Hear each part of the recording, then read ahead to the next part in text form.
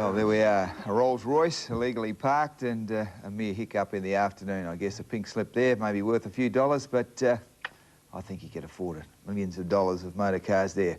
And of course, these days, the British Motor Show is back up there on its pedestal as the world's premier exhibition of all things automotive.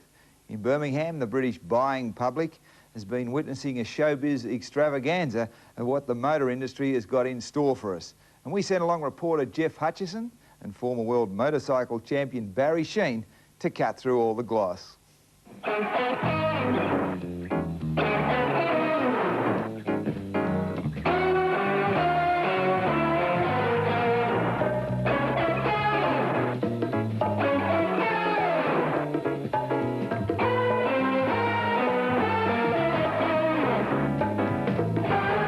The motor car is probably the most potent sex symbol of the 20th century.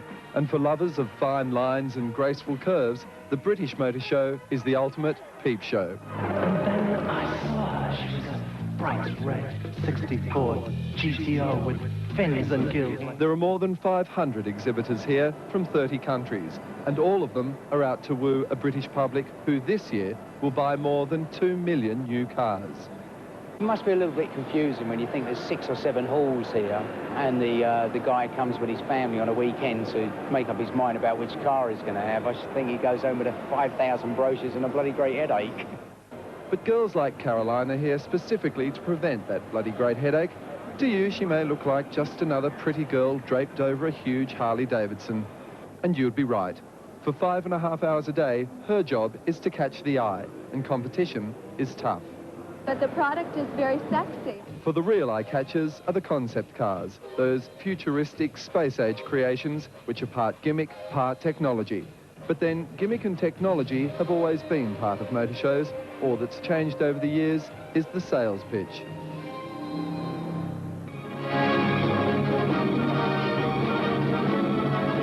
The newest cars in the world are on show at Earl's Court.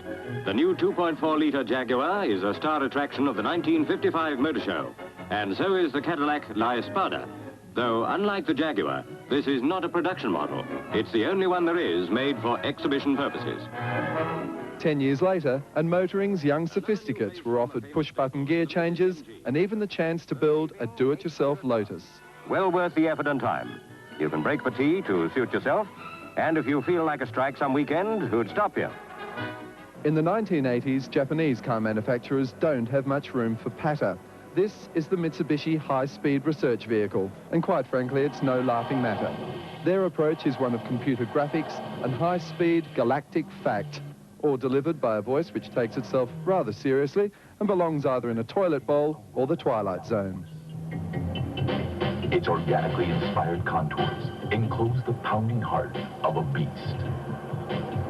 The Mitsubishi Gallant high-speed research vehicle is bred as a roadrunner ready to take flight. Gallant HSR. It also comes with a fantastic bit that sticks up.